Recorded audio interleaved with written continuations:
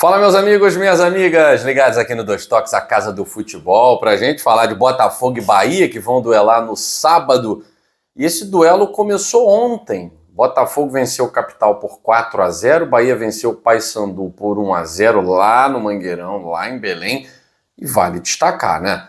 Tanto o Botafogo como o Bahia pouparam os seus principais jogadores. Alguns titulares entraram, é claro, mas os principais jogadores foram poupados exatamente para que as duas equipes cheguem nessa sequência.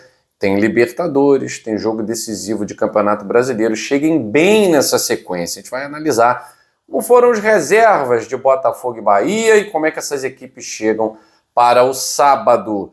Agora, eu tô com, vou dizer pena não, né? Mas eu tô preocupado com o meu amigo Farid. Um homem que se envolveu tantos anos com o Grêmio, com os bastidores do Grêmio, foi presidente. O Farid vai morrer do coração, gente. Vocês vão acabar com o Farid. O Mano Menezes vai terminar com o resto de saúde que o Farid tem. Não é possível.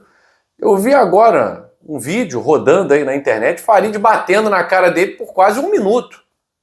Que o Farid tem que acordar do pesadelo e tal. Pelo amor de Deus, Gervásio, alguém lá do Rio Grande do Sul, do GG, levar um remedinho lá pro Farid. Tem que ter alguém aí, nosso polo lá no Rio Grande do Sul, não é possível. Vou pedir pro meu amigo Sérgio Serpa, que tá acompanhando aqui. Pronto, Sérgio, se tiver como levar um remedinho lá pro Farid, eu te agradeço. Cara, a situação lá não tá bem. Como também não tá bem a situação do Grêmio. Entra Filipão, entra Mano Menezes, sai Renato Gaúcho, Quinteiros, e não muda. E não muda.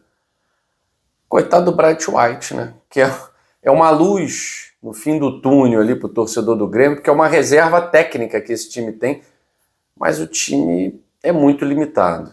Nas mãos do Mano Menezes, olha, tomar 3 gols. CSA é um time grande lá de Alagoas e tal, mas o CSA não tá nem na Série B, né, galera? Então, assim, tomar 3 gols de um time que hoje está na Série C é preocupante. É bem preocupante. E o caminho do Grêmio na Copa do Brasil não vai ser fácil, não. Bom, vamos falar de Copa do Brasil, começando sobre Botafogo e Bahia, mas antes eu peço para você deixar o seu like nesse vídeo. Aqui o Dois Toques é a casa do futebol. A gente fala de futebol indiscriminadamente, indistintamente. Então você, torcedor de Grêmio, de Bahia, de Palmeiras, de Botafogo, vai acompanhar aqui no Dois Toques tudo sobre o seu time, tá certo? Bom, vamos lá. Sem, é claro, a puxação de saco do canal que você está acostumado a assistir lá no Bahia, lá no Palmeiras e tal, e até no Botafogo, no Cruzeiro, no Grêmio. Vamos lá. Começar a falar aqui do Botafogo, enquanto você se inscreveu, deixou seu like. Uma vitória na conta para dar pro gasto, tranquila, nada assim fantástico, porque você vê o placar assim 4-0 e tal, mas não foi nenhum banho de bola, até porque o Botafogo colocou muitos reservas em campo. Titulares, apenas 3, né? A maioria ali de jogadores reservas ou que passaram a ser reservas atualmente. Então não havia entrosamento, você não tinha nenhuma jogada ensaiada, aquela coisa toda tal, mas os jogadores conseguiram se impor, que é o que a gente espera, que é o que eu esperava do Grêmio, né? Conseguiram se impor diante de uma equipe de divisões inferiores, né? O Capital tentou resistir, até mandou uma bola na trave, de forma culposa, mas botou a bola na trave. Mas de resto, o Botafogo bem dominante, o Botafogo teve quase 70% de posse de bola, o Botafogo teve mais que o dobro de finalizações, o time do Capital não chutou uma bola ao gol, no gol, né? Acertando o gol, acertou a trave, mas gol para o Léo Link fazer uma defesa, nenhuma. Então assim, a gente esperava esse placar. A questão é, eu também esperava do Internacional, eu também esperava do Fluminense, e não aconteceu, né? Então o Botafogo fez a parte dele poupando titulares, e aí foi botar alguns titulares no segundo tempo, acabou complicando a situação, né? Alexander Barbosa e Savarino, não se sabe ainda a situação deles, vão fazer exames hoje pela manhã para saber a gravidade das lesões, né? O torcedor do Botafogo já está ali torcendo para que não seja nada grave. E o Bahia também poupou. O jogo foi lá no Mangueirão, lá em Belém, Paysandu e Bahia, lá em Belém do Pará, e o Paysandu perdeu por 1-0. O Bahia também poupou uma série de jogadores, colocou os suplentes, né, para ganhar ritmo de jogo e tal. Tinha jogadores titulares, claro, mas poupou a maioria e viu, assim como o Botafogo, seu rival de sábado, o Bahia viu a vantagem interessante na Copa do Brasil aparecer. O Bahia teve um gol anulado, depois um pênalti esquisito, mas no final das contas, isso está sempre no combo da arbitragem da CBF, né? Não tem como a gente simplesmente dizer, ó, que surpresa, tal, não. Aliás, o Bahia é um dos privilegiados, hein? Temporada de 2025, Bahia está bem privilegiado nesse quesito penalidades, né? Principalmente penalidades que não são. Mas é melhor do que o Paysandu. Mesmo o Bahia reserva é melhor do que o Paysandu. O Paysandu vive uma fase muito difícil na Série B.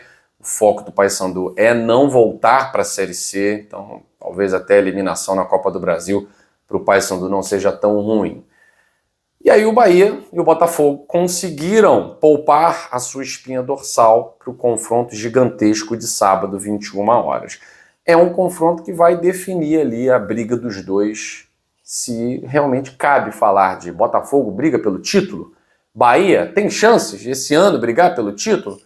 Tudo depende desse confronto aí de sábado. Eu não acho que esse confronto seja importante para a temporada dos clubes, não, mas para a briga por título, você ficar 9 pontos atrás do Flamengo, o Flamengo pega o Cruzeiro. Se o Flamengo vencer o Cruzeiro e Botafogo ou Bahia tropeçarem, você fica 7, 9 pontos.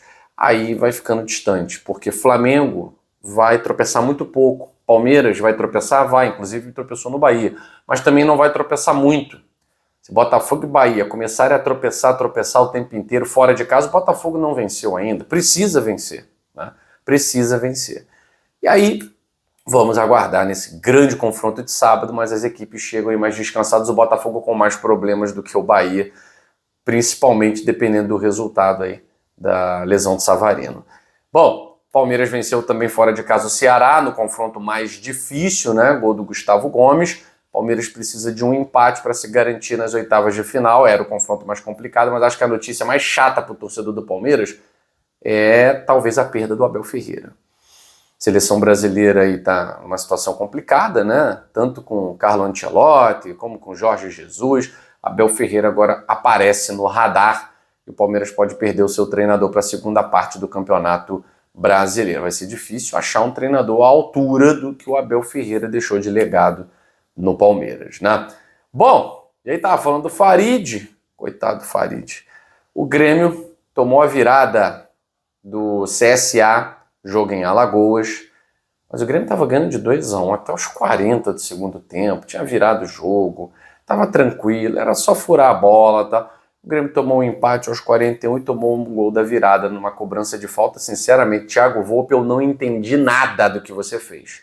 Não sou goleiro, quem me conhece, quem conhece minha trajetória, sou centroavante, matador, mas tirar a mãozinha, parecia que estava comemorando um gol do Cristiano Ronaldo. O cara bateu a falta e ele fez, comemorando, deslizando no gramado, né? Entendi nada, Thiago Volpe, não entendi nada. Não sou goleiro, mas não entendi absolutamente nada do que você tentou fazer ali. Parece que jogou a toalha 5 minutos antes de a bola chegar. Gol do CSA não tem nada a ver com isso. Mas eu tô com o Farid Germano. Como é que um time de Série A toma 3 gols de um time de Série C?